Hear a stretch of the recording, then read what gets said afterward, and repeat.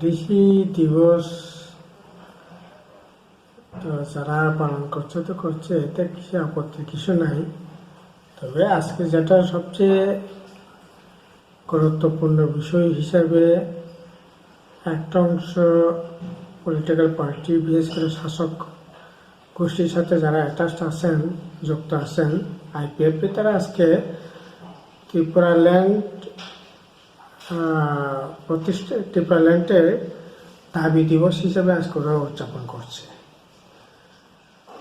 এটা খুবই রাজনীতির দিক থেকে বিচার করলে অত্যন্ত গুরুত্বপূর্ণ, কারণ আলাদা রাজ্য দিবস হিসাবে যেটা পালন করা হচ্ছে, শাসক গোষ্ঠীরই বৃহত্তর অংশে যারা আছেন বিজেপি, ওরা বলছে আমরা ত্রিপুরাল্যান্ড চাই না। আর তা সত্ত্বেও ওরা বলছে ত্রিপুরাল্যান্ডের জন্য ওরা বিজেপির সাথে আতাত আছে বা আতাত করেছে।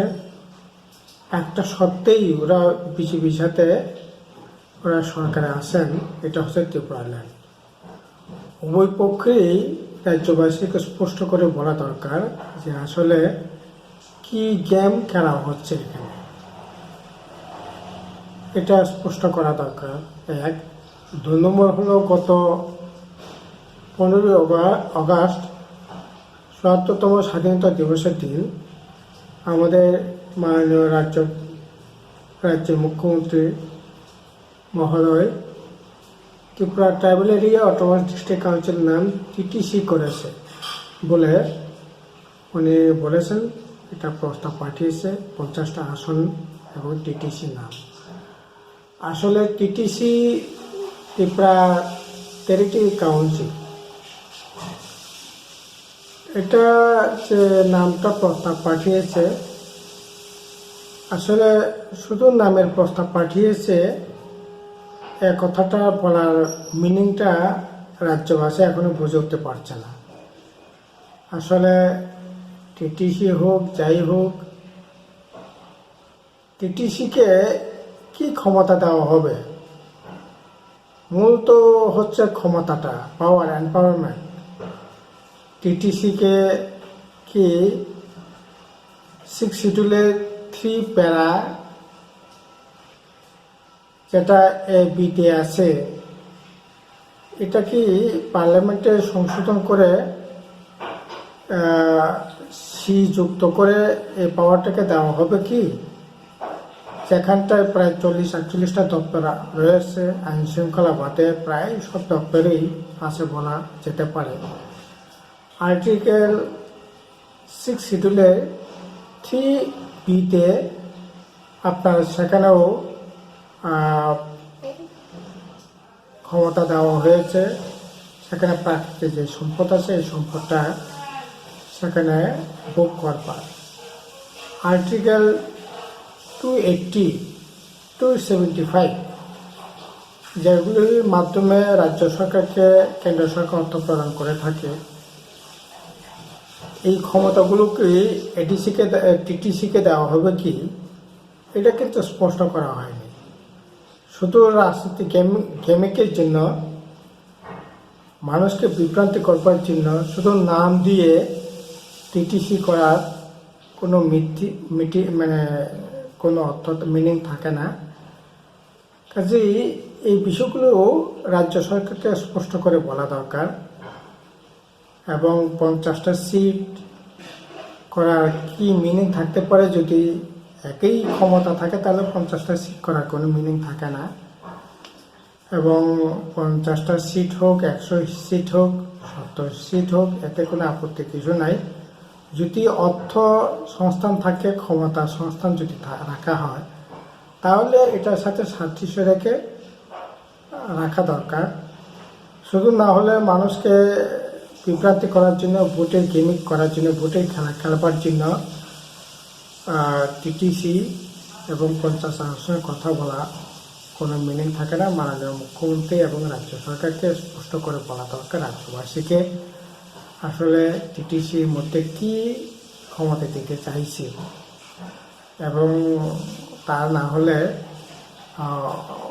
কি বলবো, এটা অন্ধলোচনকে পদ্মলোচন নাম দেওয়ার নাম ছাড়া এটা কিছু হবে না। যিনি চোখেই দেখেন না তাকে পদ্মের মতো দেখতে চোখ, এই ধরনের কথা বলার কোনো মিনিং সেখানে থাকছে না। 3 নম্বর কথা হচ্ছে, কেউ কেউ এখন প্রশ্ন তুলছে, এখন যে 30টা সিট আছে এর মধ্যে ইউআর 3টা কেন রাখা হচ্ছে। এখন কেউ কেউ প্রশ্ন উঠছে, এমনকি আইপিএফটির মতো অনেকে বলছেন 50টা সিটের মধ্যে কোনো রকম ইউআর সিট রাখা চলবে না, অর্থাৎ নন ট্রাইবালদের ভোটে তার আবার অধিকার রাখা যাবে না। আমরা এটা তীব্র প্রতিবাদ জানাই, কারণ এডিসি এলাকায় সমস্ত গণতান্ত্রিক অংশের মানুষেরই, সমস্ত জনগোষ্ঠীর প্রতিনিধিরই তারা সংখ্যার আনুপাতে এখানে তার প্রতিনিধি থাকা দরকার। আর তাছাড়া যেটা সিট রাখা আছে এটা কিন্তু ইউআর হিসেবে রাখা হয়নি, সিটটাকে ওপেন হিসাবে রাখা হয়। ওপেন মানে যে কেউ লোক দাঁড়াতে পারেন। 30টা যে 3টা সিট আছে এখন এটা ওপেন রাখা হয়েছে। 50টা সিট হলেও ওটা তো ওপেনটাই রাখার কথা। এখন মাননীয় মুখ্যমন্ত্রী কী করেন আমি জানি না, আমরা জানি না। কাজেই বড় টেরিটরি কাউন্সিলের 40টা সিট আছে, 8টা ওপেন সিট আছে। সেখানে আদিবাসী ব্যতিরেকে নন আদিবাসীও, গ্যার আদিবাসীও ওরা ভোটে দাঁড়াতে পারেন। তবে আমাদের রাজ্যেও সেটা হতে পারে, কিন্তু অনেকেই চাইছে যে কোনো ধরনের ওপেনও রাখা যাবে না। এটা এখানকার চিরাচরিত যে ঐক্য সংহতি, এটার সাথে মানানসই না। আমরা এটার বিরোধিতা করছি। প্রথমে সবাইকে আন্তরিক প্রীতি শুভেচ্ছা জ্ঞাপন করছি। স্বশাসিত জেলা পরিষদের যে প্রতিষ্ঠা দিবস, সেই দিবস উপলক্ষে পুরো রাজ্য এবং যারা স্বশাসিত জেলা পরিষদে বসবাস করছেন তাদের সবাইকে। আমাদের একটা স্বপ্ন ছিল যে স্বশাসিত জেলা পরিষদকে রাজ্যের অন্যান্য অংশের সঙ্গে বিভিন্ন দিক থেকে আমরা এগিয়ে নিয়ে যাব।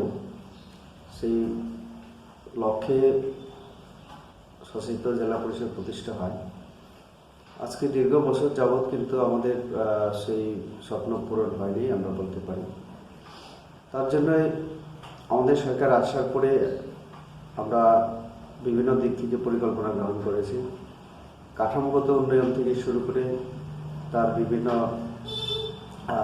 দিক কীভাবে উন্নয়ন এবং ক্ষমতায়ন করে স্বশাসিত জেলা পরিষদের এরিয়ায় বসবাসরত সমস্ত অংশের মানুষের যাতে আমরা সার্বিক বিকাশ করতে পারি, সেই লক্ষ্যে আমাদের সরকার কাজ করছে। আমি আপনাদের মাধ্যমে এই কথাই বলতে চাই যে আমাদের সরকার যে লক্ষ্যে কাজ করছে সেই লক্ষ্যে আমরা সবার সহযোগিতা কামনা করছি, যাতে করে আমরা এই নর্থ ইস্টের মধ্যে ত্রিপুরা স্বশাসিত জেলা পরিষদকে একটা আদর্শ স্বশাসিত জেলা পরিষদে পরিণত করতে পারি। ইতিমধ্যে রাজ্য সরকার ঘোষণা দিয়েছেন আমাদের মুখ্যমন্ত্রী 15 আগস্টে যে নামাকরণ থেকে শুরু করে আমরা অনেক কিছু পরিবর্তনের ব্যাপারে সিদ্ধান্ত গ্রহণ করেছি। 15 আগস্টে মাননীয় মুখ্যমন্ত্রী ঘোষণা করেছেন যে ত্রিপুরা টেরিটোরিয়াল কাউন্সিল হবে। তো কাজেই এরকম আমরা অনেক পরিকাঠামোগত উন্নয়ন এবং তার ক্ষমতা বৃদ্ধির জন্য আমাদের সরকার সিদ্ধান্ত গ্রহণ করেছে। আস্তে আস্তে সেগুলি রূপায়িত হবে। ধন্যবাদ, নমস্কার। দিনটা অত্যন্ত এ রাজ্যের জনজাতি অর্থাৎ ত্রিপুরা জনজাতি গোষ্ঠীদের পাশাপাশি সকল অংশের মানুষের কাছে আজকের দিনটা খুব উল্লেখযোগ্য দিন। কারণ আমরা সবাই জানেন যে 1984 সালে তদানীন্তন প্রধানমন্ত্রী প্রয়াত ইন্দিরা গান্ধীর হাত ধরে এ রাজ্যের জনজাতি গোষ্ঠীদের অস্তিত্ব রক্ষার্থে ভারতের পার্লামেন্টে 6ষ্ঠ তফসিল মোতাবেক আইন চালু করার লক্ষ্যে বিলটি পাস করা হয়। তার জন্য আজকের দিনটি কি আমরা ভারতীয় জাতীয় কংগ্রেস ষষ্ঠ তপশিল দিবস হিসেবে আমরা উদযাপন করতে চলছি এবং সেই দিক থেকে এই দিনটা অত্যন্ত তাৎপর্যপূর্ণ, অত্যন্ত গুরুত্বপূর্ণ দিক এই রাজ্যের জনজাতি গোষ্ঠী এবং সকল অংশের মানুষের কাছে। কাজে এই দিনটিকে আমরা 1984 সাল থেকে আমরা উদযাপন করে এসেছি এবং আগামী দিনেও করব, কারণ এই ষষ্ঠ তফসিল একটা যে ইনস্টিটিউশন আমাদের রাজ্যে তৈরি করতে হয়েছে, এই রাজ্যে পিছিয়ে পড়া এই রাজ্যের জনজাতি গোষ্ঠী ভূমিপুত্রদের আর্থিক, সামাজিক এবং তার অস্তিত্ব রক্ষার্থের জন্য সেই দিন ভারতের প্রধানমন্ত্রী ইন্দিরা গান্ধীর সঙ্গে এই রাজ্যের জনজাতি গোষ্ঠীদের আরেকটা আঞ্চলিক দল ইউজিএস এবং কংগ্রেসের উদ্যোগে তাদের প্রচেষ্টায় রাজ্যে আজকে ষষ্ঠ তফসিল যে ইনস্টিটিউশন এবং যে অটোনমাস আমরা পেয়েছি, তার জন্য আমরা কংগ্রেসের প্রতি কৃতজ্ঞতা থাকব। এবং কংগ্রেস যদি দল না থাকে এই রাজ্যের সমস্ত অংশের মানুষের বিকাশের জন্য এমন একটা গুরুত্বপূর্ণ এমন একটা ষষ্ঠ তফসিল যে সেটা আমাদের অনেক স্বপ্নই ছিল। কংগ্রেস সব অংশের মানুষের বিকাশের জন্য সবসময় চিন্তা করে থাকে বলে এই রাজ্যে মানুষের বিকাশের জন্য আজকে আমরা ষষ্ঠ তফসিল পেয়েছি এবং সেই ষষ্ঠ তফসিল হাত ধরে আজকে খুমুলুং অনেকটাই শহরের রূপরেখা তৈরির লক্ষ্যে আমরা একটা সফল দিকে আমরা এগিয়ে যাচ্ছি। আজকে খুমুলুং অনেকটাই শহরের সমতুল্য একটা আমরা দেখতে পাইছি।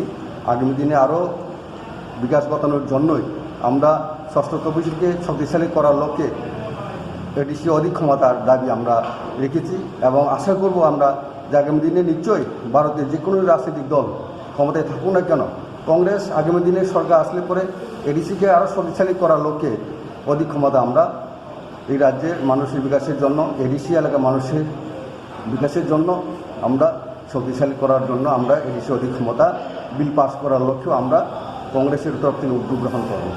Thank you.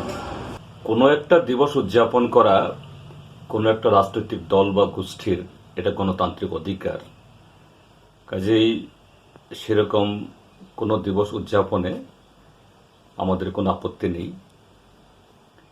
কিন্তু 23শে আগস্ট এই দিনটি বিশেষ করে 2016 ইংরাজিতে আইপিএফটি দল আগরতলা শহরে সেখানে যেভাবে ওই দিবসটিকে কেন্দ্র করে একটা অস্থিরতা তৈরি করার চেষ্টা করেছে এবং তারপর থেকে ত্রিপুরা রাজ্যের মধ্যে একটা নতুন ধরনের গণতান্ত্রিক আন্দোলনের নামে একটা অগণতান্ত্রিক একটা প্রক্রিয়া করেছে, এটা একটা কলঙ্কজনক অধ্যায় হিসাবে চিহ্নিত হয়ে থাকবে। এবং এই জায়গাতে 23শে আগস্ট সম্ভবত যে আমাদের Tripura tribal areas autonomous district council, এখন নাকি তার নাম পরিবর্তন হবে, এটা আলাদা বিষয়, তা ষষ্ঠ তপশিলে উন্নীত হওয়ার দিবস হিসাবে উদযাপন করছে কোনো কোনো দল। এতে আপত্তি থাকার কোনো কারণ নেই। কিন্তু সেই 23শে আগস্টে আইপিএফটি দল এই রাজ্যকে মানে পৃথক করে আলাদা রাজ্য গঠনের দাবি তুলে সেদিন থেকে ত্রিপুরা রাজ্যের মধ্যে একটা অরাজকতার পরিবেশ তৈরি করেছিল এবং বিগত 2018 বিধানসভা নির্বাচনে এই ত্রিপুরাল্যান্ড ইস্যু এটা অন্যতম একটা প্রচারের অঙ্গ ছিল আইপিএফটি দলের, প্রত্যক্ষভাবে এবং পরোক্ষভাবে বিজেপি দলের। অর্থাৎ ত্রিপুরাল্যান্ডের এই অবাস্তব যেটা কার্যকরী করা সম্ভব নয় ত্রিপুরা রাজ্যের ভৌগোলিক এবং সামাজিক অবস্থানে দাঁড়িয়ে, কিন্তু এটা জেনেও যে ত্রিপুরা রাজ্যের আদিবাসী অংশের মানুষ, ট্রাইবাল অংশের মানুষ, তাদেরকে ঠকিয়ে, তাদেরকে ভুল বুঝিয়ে, বিশেষ করে যুব সমাজের একটা অংশকে ভোট নেওয়ার জন্য এই ত্রিপুরাল্যান্ডকে ইস্যু করা হয়েছিল এবং সেই 23শে আগস্ট থেকেই তার সূচনা। তো এই জন্য এটা যে একটা আরেক দিক থেকে এটা গণতন্ত্রের জন্য একটা অন্ধকার দিবস হিসাবেও এই ত্রিপুরা রাজ্যের মানুষ এটা মনে রাখবে এবং এই ত্রিপুরাল্যান্ড ইস্যু নিয়ে এরা কিছু ভোট পেয়েছে, ভোটে জিতেছে, ক্ষমতা তারা দখল করেছে। আজকে এই ত্রিপুরাজ্যের বিজেপি আইপিএফটি জোট সরকারের অর্ধেক বয়স হয়ে গেছে। আমরা কি দেখছি? ত্রিপুরাল্যান্ড শুধু দূরস্থ না, এটা একটা মরীচিকা, কখনোই হবে না। আর তার সাথে বিজেপি আইপিএফটি দল যে জনগণকে যে সমস্ত প্রতিশ্রুতি দিয়েছিল, ভিশন ডকুমেন্ট বলুন বা হীরা তৈরি করার কথা বলুন, একটা তাদের প্রতিশ্রুতি কার্যকরী হচ্ছে না। প্রতিশ্রুতির বিপরীতে জনগণের উপরে যত ধরনের যে এই বোঝা চাপানো যায়, তার উপরে গণতন্ত্র হত্যা, সংবিধানকে হত্যা, আইনের শাসন সম্পূর্ণ অচল করে দেওয়া, ত্রিপুরাজ্যের মানুষ আজকে সেরকম একটা অন্ধকার যুগে বসবাস করছে। এই জন্য আজকের দিন আরেক দিক থেকে এটা অন্ধকার দিন, গণতন্ত্রের জন্য কলঙ্কের দিন, এবং এটাতে উদযাপন না করে আইপিএফটি দল আজকের দিনে জনগণের কাছে ক্ষমা চাওয়া উচিত। বিজেপি দলও তারাও একই অপরাধী, তারাও জনগণের কাছে ক্ষমা চেয়ে নেওয়া উচিত যে কিভাবে এই দিনটাকে কেন্দ্র করে ত্রিপুরাজ্যের মধ্যে গণতন্ত্র হত্যার সূচনা করা হয়েছিল, এবং এটাকে ব্যবহার করে এই রাজ্যে তারা মানুষকে ঠকিয়েছে। কাজেই এতে গণতান্ত্রিক অধিকার হলেও কখনো কখনো কোনো অধিকার এটা যে অনধিকারের মধ্যে পড়ে। কাজেই এটা কোনো যে সেরকম উদযাপনের বিষয় না, বরঞ্চ এটা লজ্জার দিবস হিসেবে তাদের উদযাপন করা উচিত।